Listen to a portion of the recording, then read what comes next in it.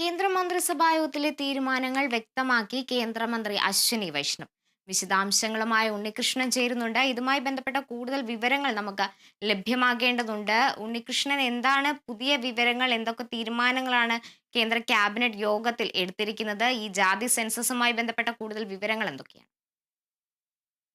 തീർച്ചയായും നിർണായകമായ ഒരു തീരുമാനത്തിലേക്ക് കേന്ദ്ര മന്ത്രിസഭ പോയിരിക്കുന്നു. ജാതി സെൻസസ് നടത്താനുള്ള തീരുമാനത്തിലേക്ക് പോയിരിക്കുന്നു. ഇപ്പോൾ എക്സിക്യൂട്ടീവ് ഡയറക്ടർ MS മനീഷ് ചേരുകയാണ്. എന്താണ് ജാതി സെൻസസ്? ജാതി സെൻസസിനെ കുറിച്ചുള്ള ഈ ഒരു കേന്ദ്ര സർക്കാരിൻ്റെ സുപ്രധാനമായ തീരുമാനം വന്നിരിക്കുന്നത് കേരളത്തിൻ്റെ പശ്ചാത്തലത്തിൽ ആലോചിച്ച് നോക്കുക.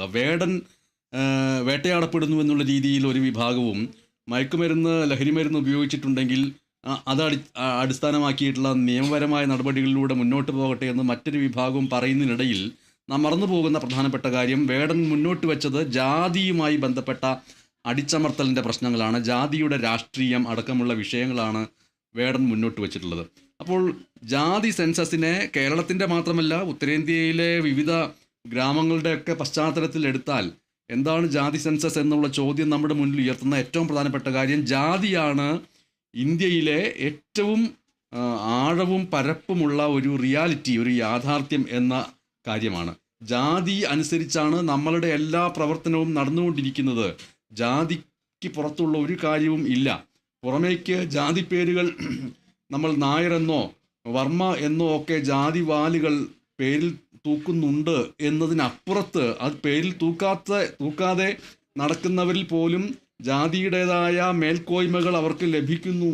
അതൊരു വാസ്തവമാണ് എന്നുള്ള യാഥാർത്ഥ്യം നിലനിൽക്കുമ്പോഴാണ് ഇവിടെ ജാതി സെൻസസ് കേന്ദ്ര സർക്കാർ പ്രഖ്യാപിച്ചിരിക്കുന്നത്. ഒരുപക്ഷെ എത്ര ശ്രമിച്ചാലും, ഒളിപ്പിക്കാൻ ശ്രമിച്ചാലും ഇന്ത്യക്കാരുടെ നിത്യേനയുള്ള ജീവിതത്തിൽ ജാതി നിരന്തരം ഇടപെട്ടുകൊണ്ടേയിരിക്കുന്ന ഒന്നാണ്. അപ്പോൾ അതുകൊണ്ട് തന്നെ ജാതി സെൻസസിൻ്റെ അതൊരു അനിവാര്യമായ ഒന്നാണ് എന്ന് നാം മനസ്സിലാക്കേണ്ടതുണ്ട്. ഏറ്റവും ലളിതമായിട്ട് പറഞ്ഞാൽ ജാതി തിരിച്ചുള്ള ആളുകളുടെ എണ്ണമാണ് ജാതി സെൻസസ് എന്ന് പറയുന്നത്. ആളുകളെ നമ്മൾ ജാതിയുടെ അടിസ്ഥാനത്തിൽ ഇനം തിരിക്കുന്നു. അത് കേവലം ഒരു എണ്ണം എന്നുള്ള രീതിയിലല്ല. ഇപ്പോൾ പലതരത്തിലുള്ള ജാതി വിഭാഗങ്ങൾ നമ്മുടെ മുന്നിലുണ്ട്.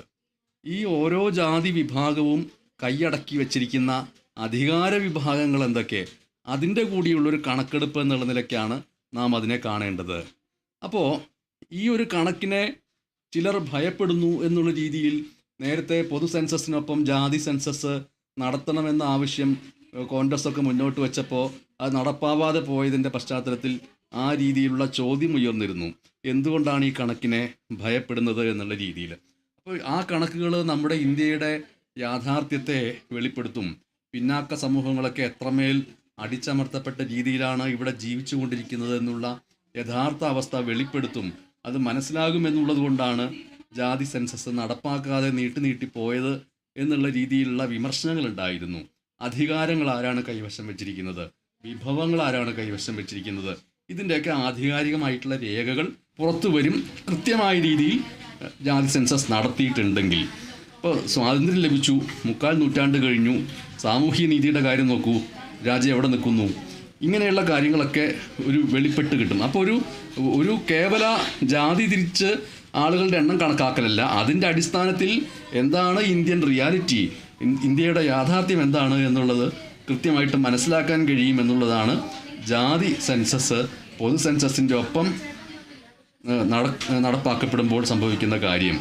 അപ്പോൾ ഇത് ആണ് ഇതിൻ്റെ ഏറ്റവും പ്രാഥമികമായിട്ടുള്ള കാര്യം.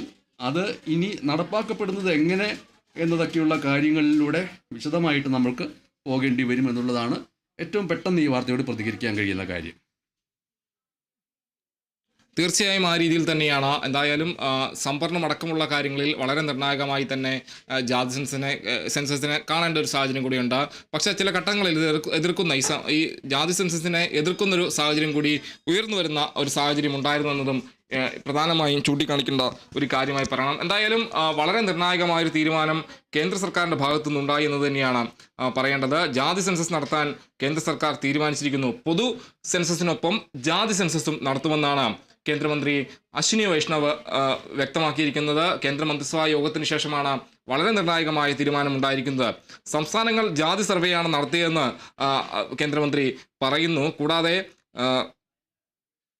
സംസ്ഥാനങ്ങൾക്ക് ജാതി സെൻസസ് നടത്താനുള്ള ഭരണഘടനാ അധികാരം ആ, ക്ഷമിക്കണം, ജാതി സെൻസസ് നടത്താനുള്ള ഭരണഘടനാ അധികാരം കേന്ദ്രത്തിനുണ്ടെന്നും അശ്വിനി വൈഷ്ണവ് വ്യക്തമാക്കുന്നു.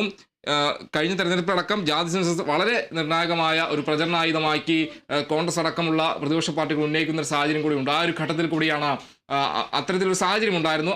അതിന് പിന്നാലെയാണ് ഇപ്പോൾ ഈ ജാതി സെൻസസ് എന്നത് നടപ്പിലാക്കാനുള്ള തീരുമാനത്തിലേക്ക് കേന്ദ്ര സർക്കാർ എത്തിയതെന്നതും എടുത്തു പറയുന്ന കാര്യമാണ്. കഴിഞ്ഞ നിയമസഭാ തെരഞ്ഞെടുപ്പടക്കം ലോക്സഭാ തെരഞ്ഞെടുപ്പടക്കം പ്രധാന വിഷയമായി കോൺഗ്രസ് ഉന്നയിച്ച ഒരു കാര്യം തന്നെയാണ് ജാതി സെൻസസ്. പ്രകടന പത്രികയിലടക്കം ജാതി സെൻസസ് നടത്തുമെന്നൊരു കാര്യം പലപ്പോഴായി കോൺഗ്രസ് ചൂണ്ടിക്കാണിച്ചിരുന്നു. ആ തരത്തിൽ നോക്കുകയാണെങ്കിൽ കോൺഗ്രസ് നിരന്തരം ഉന്നയിച്ചിരുന്ന അല്ലെങ്കിൽ ആവശ്യപ്പെട്ടിരുന്ന ഒരു കാര്യം കൂടിയാണ് യാഥാർത്ഥ്യമാകുന്നത് എന്നതും എടുത്തു പറയേണ്ട കാര്യമാണ്. എന്തായാലും വളരെ നിർണായകമായ ഒരു തീരുമാനം തന്നെയാണ് കേന്ദ്ര സർക്കാരിൻ്റെ ഭാഗത്തു നിന്ന് വരുന്നത് എന്നതാണ് എടുത്തു പറയേണ്ട കാര്യം. കേന്ദ്ര മന്ത്രിസഭാ യോഗത്തിലാണ് ഈ തീരുമാനമുണ്ടായിരിക്കുന്നത്. പൊതു സെൻസസിനൊപ്പം ജാതി സെൻസസും നടത്തുമെന്നതാണ് ഇപ്പോൾ കേന്ദ്ര മന്ത്രിസഭ തീരുമാനിച്ചിരിക്കുന്നത്. കേന്ദ്രമന്ത്രി അശ്വിനി വൈഷ്ണവാണ് ഇക്കാര്യം വ്യക്തമാക്കിയത്. അദ്ദേഹം പറയുന്ന കാര്യം സംസ്ഥാനങ്ങൾ നടത്തിയത് ജാതി സർവേയാണ് എന്നതും ചൂണ്ടിക്കാണിക്കുന്നു. കൂടാതെ ജാതി സെൻസസ് നടത്താനുള്ള ഭരണഘടനാ അധികാരം കേന്ദ്രത്തിനുണ്ട് എന്നും കേന്ദ്രമന്ത്രി അശ്വിനി വൈഷ്ണവ് ചൂണ്ടിക്കാണിക്കുന്നു. എന്തായാലും അതോടൊപ്പം തന്നെ ചില വിമർശനങ്ങൾ കൂടി കേന്ദ്രമന്ത്രി പറയുന്നു. കോൺഗ്രസ് എന്നും ജാതി സെൻസസിനെതിരെയാണ് എന്നൊരു കാര്യം കൂടി കേന്ദ്രമന്ത്രി ചൂണ്ടിക്കാണിക്കുന്നു ഈ ഒരു ഘട്ടത്തിൽ. എന്തായാലും വളരെ നിർണായകമായി ഈ ഒരു ഘട്ടത്തിൽ വരുന്ന ഏറ്റവും പ്രധാനപ്പെട്ട ഒരു വാർത്ത എന്ന് തന്നെ പറയേണ്ട ഒരു കാര്യം തന്നെയാണ്. വളരെ നിർണായകമായ ഒരു തീരുമാനത്തിലേക്ക് കേന്ദ്ര സർക്കാർ പോയിരിക്കുന്നു. ജാതി സെൻസസ് നടത്താൻ കേന്ദ്ര സർക്കാർ തീരുമാനിച്ചിരിക്കുന്നു. എന്തായാലും പൊതു സെൻസസിനൊപ്പം ജാതി സെൻസസും നടത്തുമെന്നതാണ് ഇപ്പോൾ വരുന്ന ഏറ്റവും പ്രധാനപ്പെട്ട വാർത്ത. കാർത്തു, ഭാഷയിൽ വിമർശിച്ച് തന്നെയാണ് ഈ ഒരു തീരുമാനം മുന്നോട്ട് വെച്ചിരിക്കുന്നത്. കോൺഗ്രസ് ഇതിനെതിരെ ആയിരുന്നു എന്നാണ് ഇപ്പോൾ റെയിൽവേ മന്ത്രി അശ്വനി വൈഷ്ണവ് അറിയിച്ചത്. ഇത്തരത്തിലുള്ളൊരു വാർത്തയാണ് ഇപ്പോൾ പുറത്തു വന്നുകൊണ്ടിരിക്കുന്നത്. ജാതി സെൻസസ് നടത്താൻ കേന്ദ്ര സർക്കാർ തീരുമാനമെടുത്തു കഴിഞ്ഞു. ക്യാബിനറ്റ് യോഗത്തിലായിരുന്നു തീരുമാനമുണ്ടായത്.